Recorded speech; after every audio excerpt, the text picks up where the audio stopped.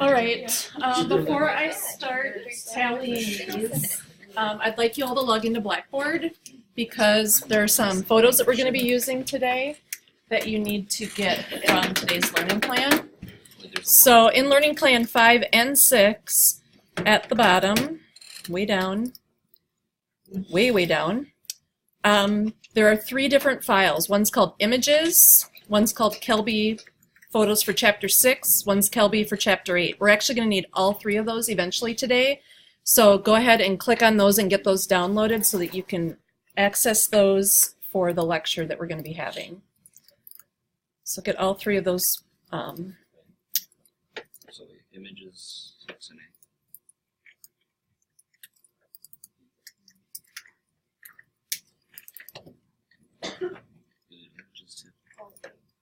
There you go.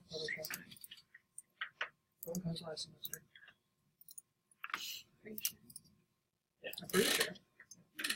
That's okay. What learning plan are we doing?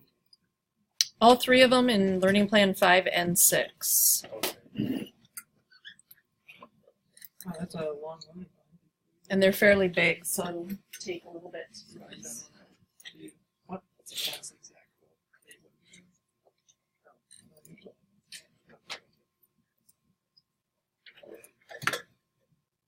Oh, that's Adobe Prelude.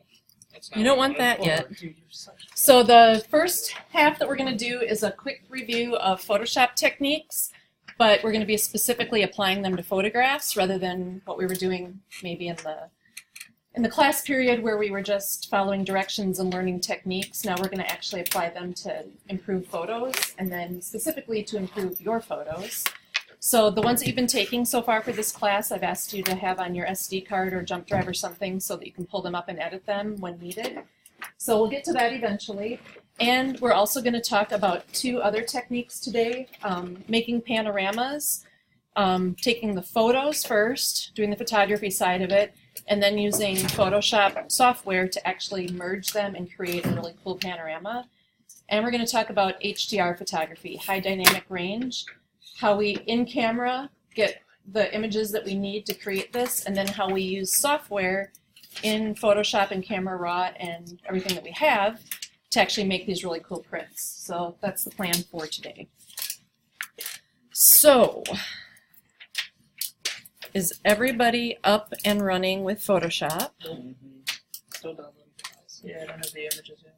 Oh, the images are still coming? Specifically, yep, we need that folder called Images. That's the one we're working on first. Then those other 2 folders, the Kelby images for Chapter 6 and 8, are going to be the sample images that we're going to use to learn panos and HDR later today.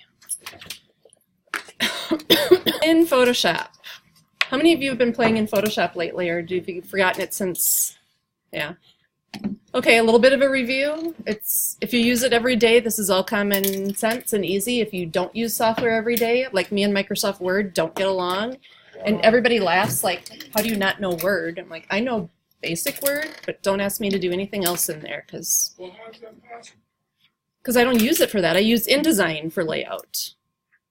I don't use Microsoft Word to do something. Don't blame me. I was at work the other day, and I'm going in the office, and was doing something. She was doing designing, like you say, like making labels On Word? Word. And I was looking like, what are you doing? She was like, I'm designing labels. I was like, Yeah. Well, people that know Word can do a lot with it, but designers wouldn't use Word. right. So, okay, in Photoshop, everybody do a file open and navigate to that images folder that we just downloaded.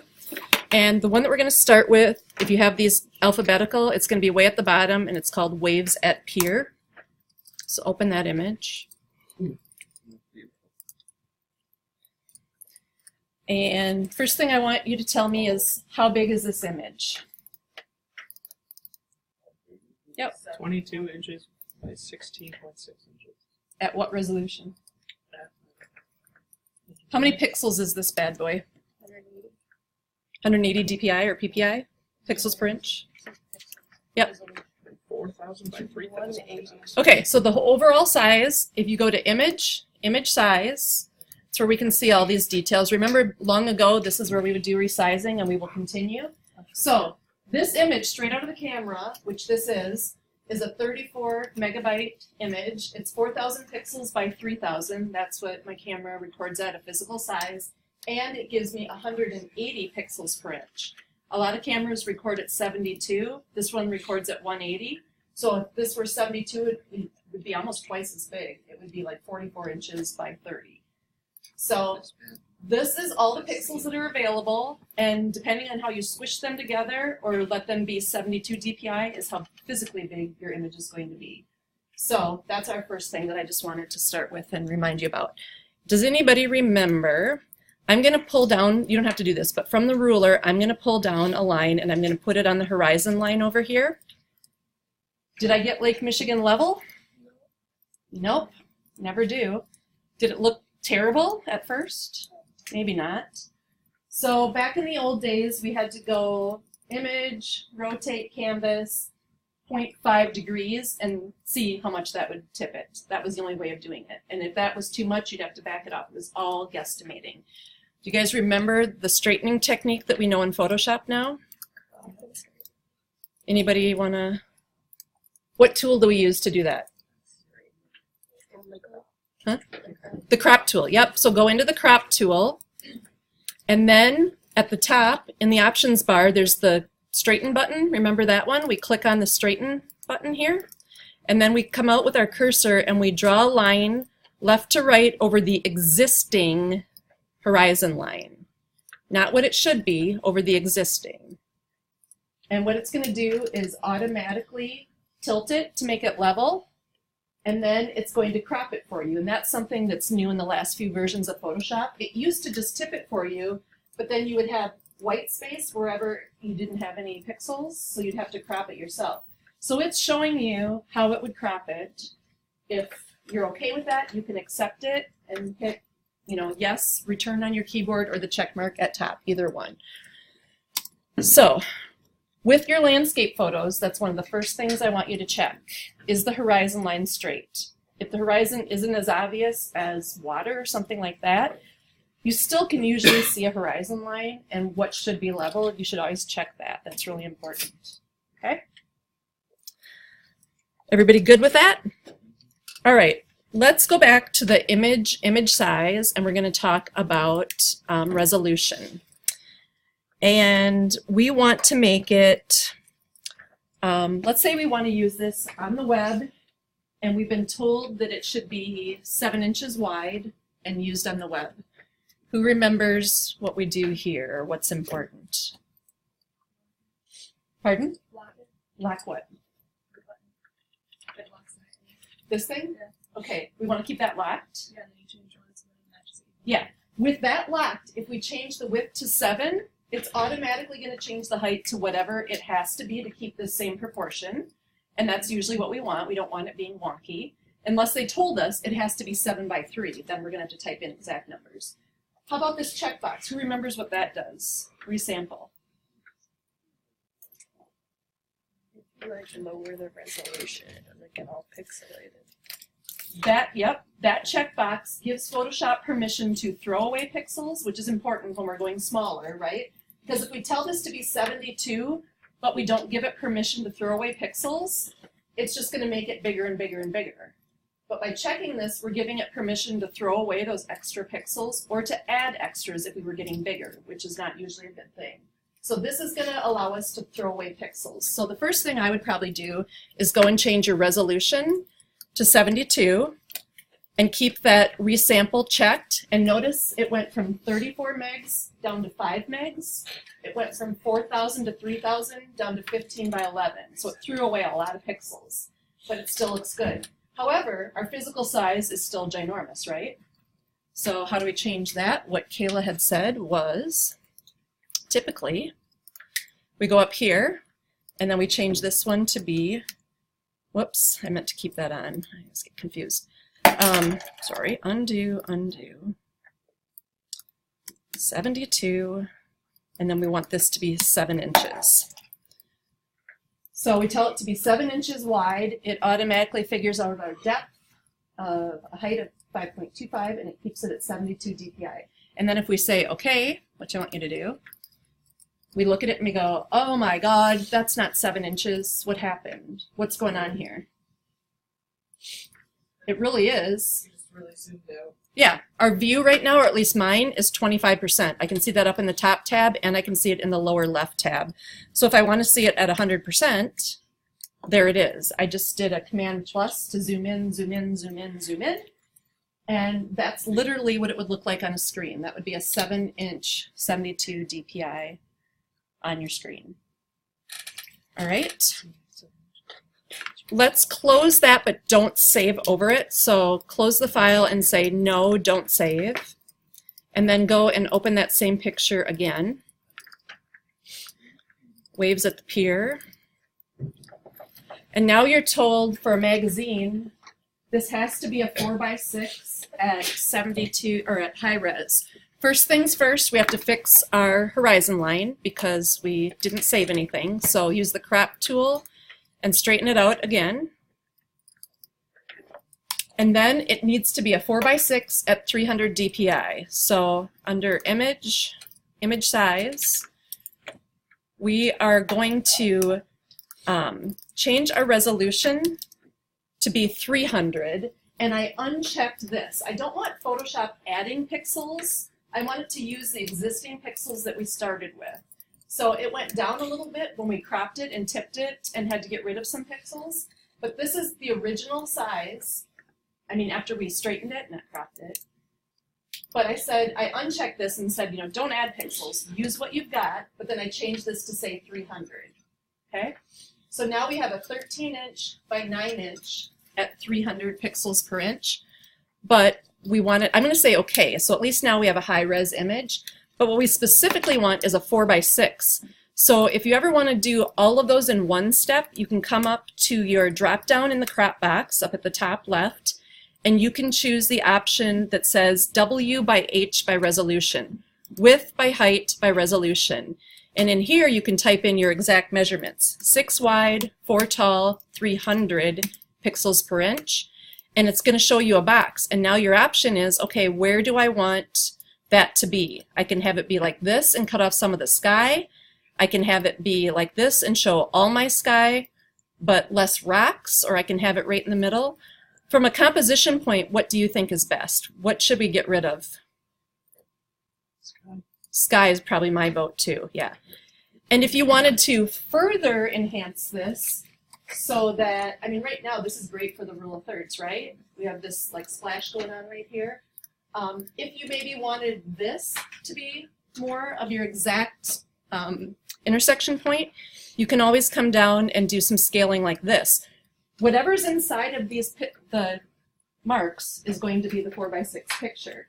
So by repositioning where our intersection point was, I lost a little bit of rocks on the bottom and a little bit of our right-hand side, but that's okay. So you can further improve it with cropping. And if you say okay to that, and then take a look at your image size to confirm what you did, we should have a 6x4 at 300 inches, and that's exactly what a magazine asked us for. Okay, that make sense? All a reminder, refresher? I learned this was very good if you have to edit lots of pictures to be the same Yes. ratio. Yeah. I had to do product pictures for a website. Yeah, yep. You can make it a I preset. forgot the first round of editing, and it took me 2 hours long Oh. to do 80. Yes, and that's the thing too, this width by height by resolution. Say you had to do 3x3 squares Yeah. at 300 DPI.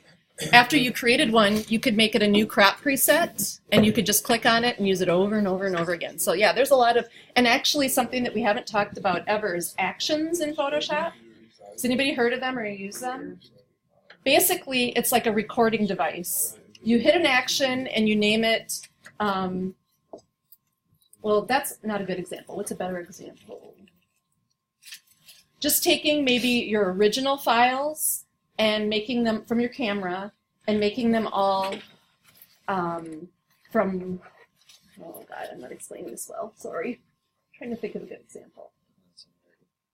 You have a bunch of pictures that are all the same dimensions, but they're all high res. You want them all to be on the web. You want them all to have a black stroke around them and a drop shadow or something like that.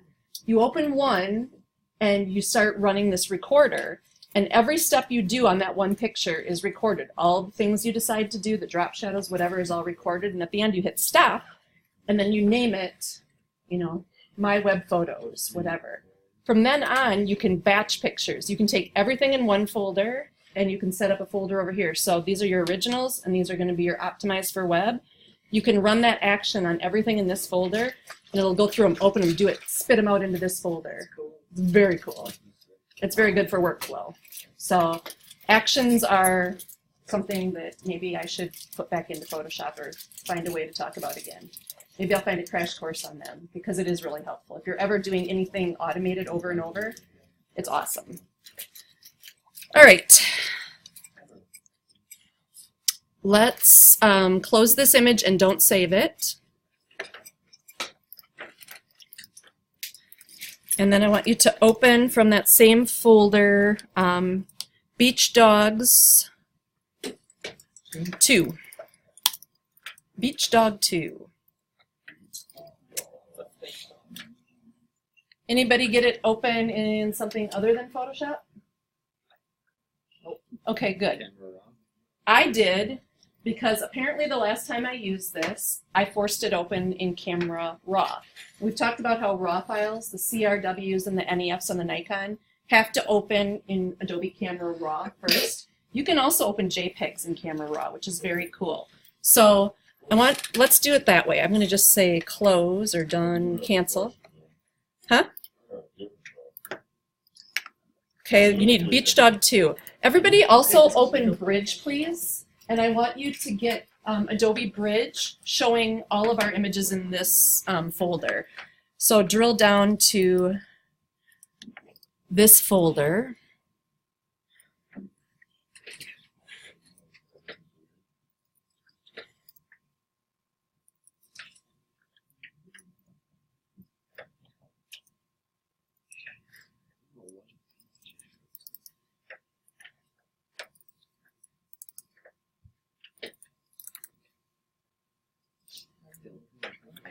Okay, so your view in Bridge should look like this. These are all the pictures inside here that we're going to be using. Mine seem to be going in the opposite way.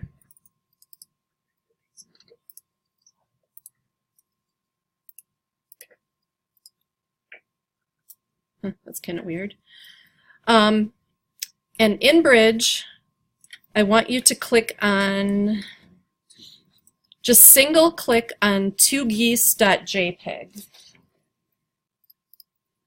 Don't double click, that'll launch it in Photoshop. Just single click on 2geese.jpg. Everybody got that? To get an image to open in Adobe Camera Raw, if it's not a RAW file, you have to do a Command R when you are looking, clicked on the image. And that's going to force even a JPEG to open in Adobe Camera Raw. This is pretty cool. You don't have the same options that we did if it's a Camera Raw file. Remember I showed you that white balance would list all of them as if they were in the camera. If it's a JPEG, all it's going to show is as shot, auto, and custom. So you could try, okay, show me what auto looks like. That's a little bit better. But the minute you start tweaking any of these sliders yourself, it goes into custom. Or no, not white balance, I'm sorry. Your profile goes into a custom profile. So you can tweak this. This is Adobe Camera Raw. How do you force that open? Command R. You can force a JPEG into Camera Raw by Command R. Yep. So this is going to prove to be helpful later today when we talk about HDR photography. If you didn't take a super dark exposure, a bright exposure, and a good exposure at the time of the event, we can always come in here and create them. So you can open JPEGs in Camera Raw. That was that. That's almost a better idea if you don't have a tripod. What do you mean? Like if you don't have a tripod to get like exactly the same shot, like if your hands are shaking. Oh, sure. Yes, I You see don't what you're wanna saying. For the HDR. Yeah, absolutely. Yep, it can be. All right, I'm going to cancel that. You can do the same. And then, again, we're all going to open Beach Dogs 2. And mine, because I've played with it in Camera Raw, I've forced it open that way. Beach Dog 2. And I know that because in Bridge, it shows me this little icon at the top right. That means that it's been tweaked in Camera Raw. Do you guys want me to share my screen? Okay. Get rid of this piece. Didn't even think of that today.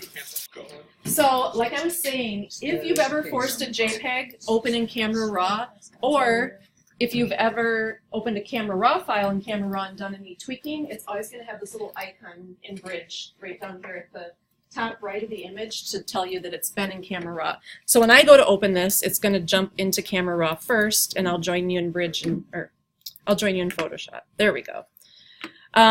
Again, my crop tool was the last tool I used. It's the one that's active, and our last crop was a 4x6, so that's why the crop tool shows up with a certain dimension. It's just the last one that we use. So if you don't want to see that, you can just click to a different tool. So this is our starting point. So is the horizon line good? Do we know, or is it worth a check? It's always worth a check, right? All right, that's our first thing. And then the dimensions, mine are still saying a 4x6. That's not what I actually want.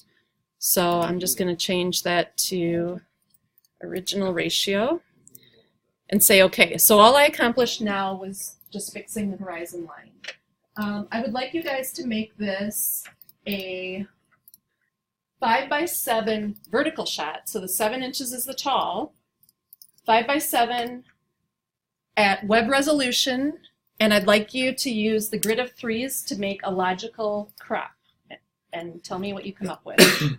Okay, so we're going to go, the easiest way is always to go to this width height resolution option and say I want it to be 5 wide by 7 tall at 72 dots per inch, and then you can move the dog within this. Also remember, you don't have to keep the whole height here. If you don't like all of that, you can come up and grab one of these points and bring it down.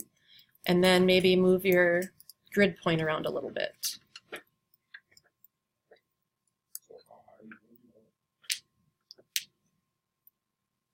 With the crop tool, go to the top left drop down where it says width by height by resolution right here. And then in the top option bar, type in 5x7 by 72. So are you guys making a nice crop option? Not just what it gives you and accepting it? Is the sky gorgeous? Not so much. There's stuff, this image actually we're going to use to fix the lighting and the color and everything. It's kind of a low contrast image, right? It's not real bright. And I'm just gawking around and I see Andrea did with something like this, which is right. We can do that too. Dog can be running that way. I have hills in the background. Yeah, this doesn't quite work the way I have it right now. But here's the thing I want to warn you about too. Let me show you. I'm going to be even more extreme. Here are all the pixels that my camera recorded. These were the 3,000 by 4,000 pixels that it recorded for me. Just as a rough math guesstimate, how much am I using right now? Like way under half, under 2/3. Like a 10. Yeah, maybe like a 10th or 20%, maybe. So if I tell this to be a 4x6, but hey, I'd like, or not a 4x6, I'm going to crop you down to this point, and I want you to be high res, 300, but how about you make this 11 by 14? Is that going to work? Thank you for people shaking their head no. The amount of pixels you have in here is not the original 3,000 by 4,000. That's all this family over here. It's everybody. So I've had a student once, their full frame picture was this big. The cool stuff was down here. They cropped it to down here and then made it a big print, and it looked horrible because you're basically taking a few pixels and making them bigger. So you can't be too extreme. If you're downsizing, if this is a high-res image and you're making it for the web, you could get away with that because you're throwing away pixels. But never crop down to such a small part and then try to make it a high-res big image. That doesn't work. All right. Let's go close this and say no to the saving and do a file open, or you can pop into Bridge. Either way, the one that we want next is 2 geese. So we looked at that a second ago. We're going to grab that one again. And cropping has nothing to do with it, so I'm going to switch off of that tool completely. what do you guys think about the color quality, the luminance or the brightness of this image? Good or bad? Good, bad, medium. It's See good, but better, there's not see- a lot to work with color-wise. Yeah. It's a low contrast image. There's not a big variance. However, we do It's have all right. white, It's right? This should be white, and we do have true black, like somewhere in these dark shadows. Like here we want to see some definition on the neck. We don't want it to be all pure black. We want to see some tones of gray. But there are some places, maybe the leg in here or somewhere else, that's true black. So do we remember our friend levels? We're going to do it non-destructively, so go down to the lower part of your layers panel and click on the, what I always call the yin and the yang button. And we're going to do a levels adjustment layer. And let's look at our histogram. What can we tell from this? On the dark side. It's on the dark side. There's nothing that's pure white and nothing that's pure black. So did you guys remember where we took this white slider and we slid it in at least until the data showed up, maybe all the way till we got to the foothills? Don't go too far. See how I've blown out a lot of parts? But it definitely gets better somewhere in here. And the same thing with the black. Nothing is true black. So if we pull this black slider over to where the data starts, that first foothill, this is what we have right now. And the eyeball that's underneath it, we can click on and off to see the difference. Do you see the dramatic difference? It looks horribly dingy, doesn't it, now that we go back to the original? Anyone? Bueller? Big difference. And you might not have noticed it when we first opened it. You might have thought, well, that's just the way it's going to be. But no, there's better there. Always, always, always check levels and or curves, whichever you prefer to do. Because 9 out of 10 pictures, even the good ones, can be improved you looking at your histogram and changing your levels. Yep. So why is the cameras ain't shooting like that? Well, it was the exposure. The exposure wasn't exactly right. And it's hard to get the whole dynamic range in one shot. Sometimes we just can't do that and we have to do some tweaking. But the exposure was not spot on. It didn't know what a true white and a true dark was. So that's the first thing we can do with levels. And remember, the cool thing about this is that it's a layer, it's an adjustment layer. We can always turn it on and off. And then do you guys also remember masking, where we can come right on this white thing? Because it's white, it means that all the effects of the levels, whatever we applied, are applying equally to the whole picture. If we were to paint black on here, that would block that effect. So if we didn't want to improve, I don't know, all the muck, we could mask that out. Or if we only wanted the change to affect the muck and not the birds, we would mask out the birds. So adjustment layers are our best friends for a variety of reasons. They're non-destructive. We can mask them out. We can change opacity and blend modes with them. And when we save this as a PSD, when we come back to this file in 3 years and we're better at Photoshop and we realize that our first go around was miserable and we know more now, we can always open this up and tweak it. It's all non-destructive. Okay, close the 2 geese. Don't save. And That's cheap. either in, whoops, I have 2 versions of Bridge going. Either in Bridge or in your file open, I want you to find the image that says, it's called Snow Dog, and open that one. And I want you to look at the levels of that image and see if there's any improvement to be done. Didn't we use this one in Photoshop? We've probably used all these at some point. Yeah, I think we did this exactly. We can't- I'll show you a white dog that I know you've seen before. So could this be improved based on the histogram? Yeah. Okay, do it. Do it.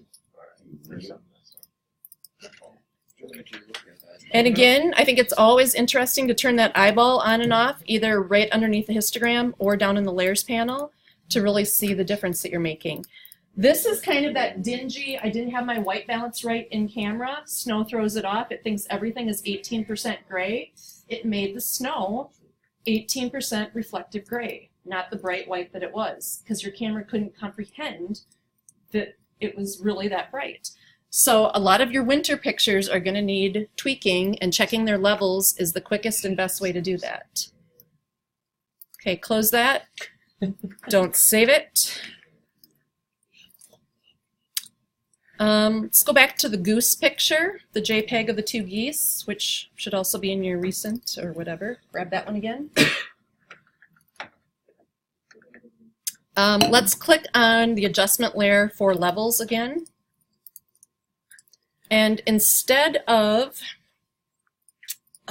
playing with the histogram, let's play with the eyedroppers. What should be white, what should be pure black, and what should be neutral. So the white is easy, start there. What on this image is the brightest white that we see and should be the whitest white? Kind of on the tail of the center. Right in here? Yeah. I'm thinking right in here or this face, because these are not, these are kind of shaded, right? So find what should be the brightest point and sample it. Huge improvement. Notice instead of that white thing coming over, it stretched out the existing pixels. It made them go out further this way. What's our darkest true black point? Look for where there should be like no shadow. Thinking somewhere in this leg maybe. And if you're not happy with that, you can always tweak it using the histogram, or you can sample another area that maybe would have been a better representation. I don't like either of those, quite frankly. But sometimes evening it out is with your midtones. So what in here maybe has a color cast that you know shouldn't. It's not like it should be something that's pretty neutral, but every now and then, remember, it's not like you have to find a gray to sample. Remember we did this with the pictures, and there was that family that was all red, or that little kid and the puppy that was funky colored? We knew that their skin color had a red tint to it because it wasn't right. It's not that their skin should have been gray, it's just that the pixels underneath it, the beige, were not neutral. They were tainted with red. So you can take this one and sample somewhere that should be a neutral zone. And I don't honestly know where I'm going to click here. I'm trying to think what might be a good... Not good, right? Undo. Well, there's a perfect fix. So on some images, black and white do the trick. On some images, sampling the midpoint is perfect. It's hard. Yeah, it's trial and error. You have to trust your eyes. So when you're sampling that, like, and I pushed it like 3 times to get 3 different options of color.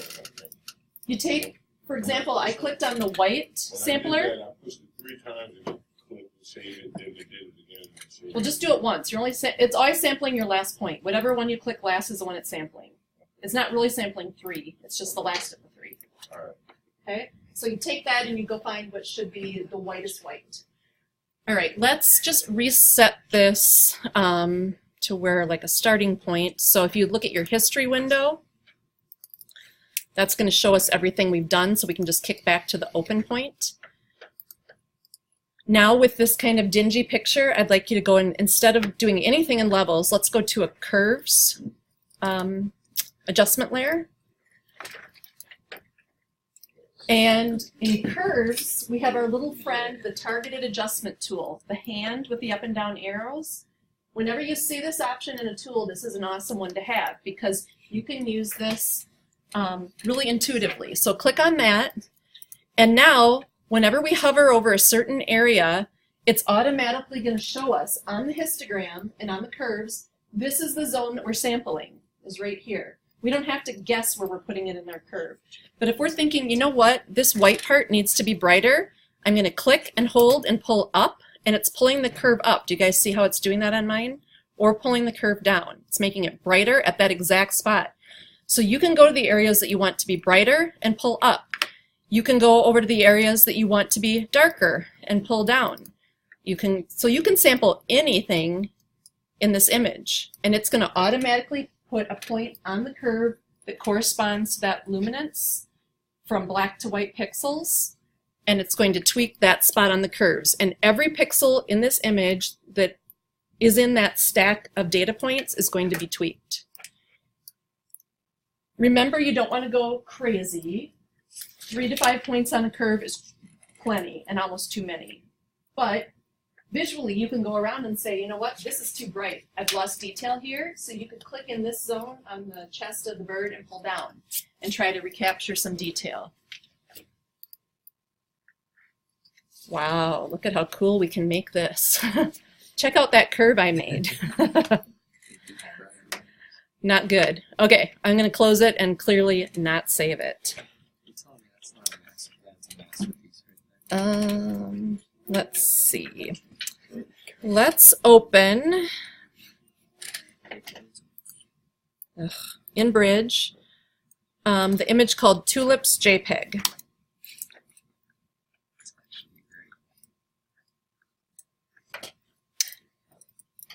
All right, we're going to use an adjustment layer on this, and we're going to go down to the Make Adjustment Layer Yin Yang button. And in this one, we're going to choose Hue Saturation.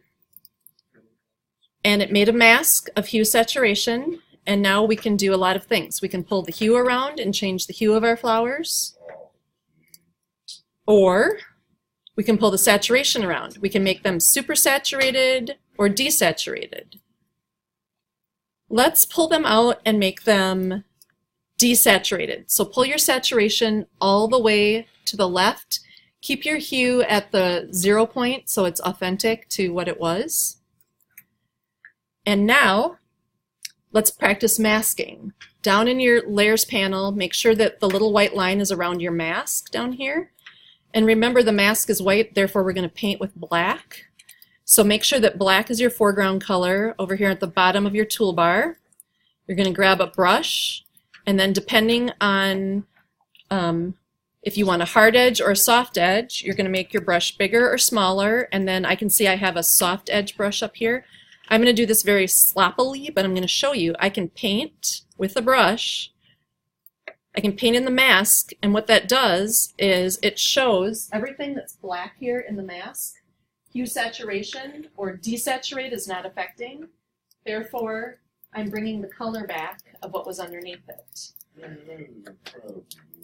So you can colorize, add color back. You can change the opacity of this layer. So the hue saturation layer right now, the mask is at 100%. We can pull that down, and that's going to bring some of the color back in the areas that we don't have masked. So the desaturating is lighter there. Wedding photos, sometimes like everything's black and white, but the flowers or something like that. Sometimes you see black and white photos that look like they've been colorized just a little. There's a lot of different options for doing this, but adjustment layers and masking and then using opacity and blend modes can really make or break a picture. Right. And then if you were doing this, very seriously and making a good clean mask, you would want to switch to bigger and smaller brushes. You'd want to be a harder edge as you're going around the edges. And if you go too far, if you mess up, remember all you have to do is switch to white and paint back on the mask layer in white where you didn't mean to do it. So if I were to change my opacity back all the way up, and I realized that I did a bad job of painting over here, I would just switch, and I would paint white back into my mask where I didn't want this effect, or where I wanted the effect to go back. So painting on your mask with black and white. If you option and then click on the mask itself, you get a close-up, a real view of it in your window, which can help you see. I have a very soft edge, which may not be what I would want in reality. I would want it to be a hard edge. So option clicking shows your mask. Yep. Shift click on the mask turns it off for a moment. And command click on the mask loads your selection, your marching ants, if you want to see those. Quick selection if you want to do one individual item. Yeah, the quick select tool. Yeah, and then paint in it. Yeah, it's so cool. So many fun things you can do. All right. Let's close that image. Don't save it. And the image that we're going to practice on next is Ebony Original. It's a dog. Ebony Original.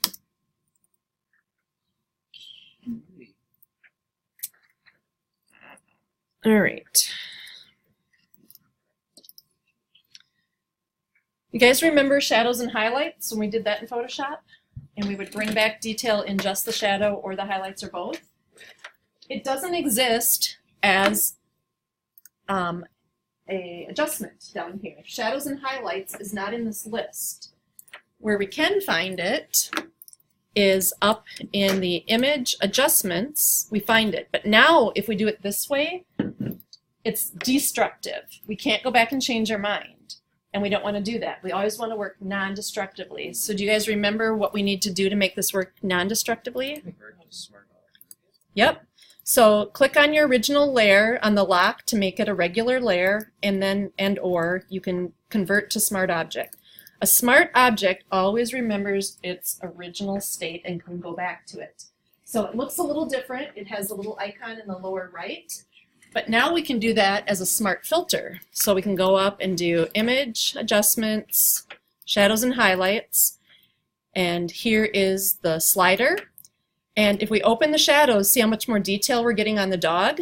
We don't want to go too far to the point where he looks gray, but there's a lot more detail we can see if we open up the shadows a little bit. The highlights, I want you to crank that all the way to 100 and notice what we recover in the bedspread. How there's detail there, kind of yellow and gross actually, but there's a lot of detail there. So if this is what you wanted it to look like and you said okay, that shadow and highlight is now applied as a smart filter to your smart object, so it's non-destructive. This is the route to go when you're playing with shadows and highlights. So if you have a picture like that husky that we looked at with a lot of blacks and whites, that might have been a good one for this too. Open up some of the darks to get some more detail. If you take it, who took pictures of dogs? Were there some black labs, I thought? Did I see some dark dogs? Yeah. You might want to try this on some of them to see if you can get a little bit more detail. If they're all black and there's no detail in their face, it's a good option for this. So shadows and highlights non-destructively. If you do it the other way, you'll lose points because it's not the right workflow. Let's close that. And let's open the one that's called Gargoyles. Gargoyles. Do I not see it? Garden Gnome Gargoyle. There you are. All right, from Gargoyles. If I told you to make this a black and white, you could go into hue saturation and just pull the hue back and suck out all the color. But that's the only option there. You have no other tweaking. There's a better option in your adjustment layers called black and white. I'm going to click on that and it's going to make a default black and white for you. That's the preset up here.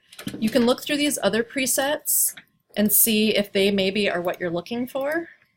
But if nothing else, go back to the default preset, and then you can think, you know, whatever was red in this image I really want to beef up, but I forgot already. Were these bricks red or were these bricks red? I don't remember. This is where this targeted adjustment tool comes in handy again, so you can click on it, bring your cursor over, and these bricks that are dark here, click and pull left or right, and you can darken them or brighten them. You can sample in this white area and make it brighter or darker. You can sample over here and make it brighter or darker.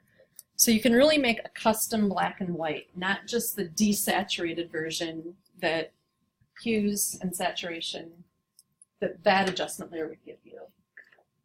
The other thing we can do is in this dialog we can make it a sepia, which is like that tannish old school black and white look, but it's tan. So if you click on the tint button up here at the top, the default color chip that pops up is this tan, and it turns it into a sepia image. But if for some reason you wanted something else, you can click on the color chip and you can make it a pink image or a yellow or whatever. You could make it other things. If you uncheck it, you're not going to have the sepia at all. So if you are going to, this is another reason why I tell you, even if your camera has a black and white option in camera, I would really encourage you to not use it, to always shoot in color so you have the color option, because you can make a custom black and white to any contrast, any whatever that you need. And yes, it is a little bit of work in Photoshop after the fact, but what if the picture you take in camera in black and white mode is the best picture of your life, but you didn't record color? You never have it, right? So I don't see a huge reason to shoot black and white in camera when you can do it fairly quickly in Photoshop. All right, let's close the gargoyles. And let's stop here and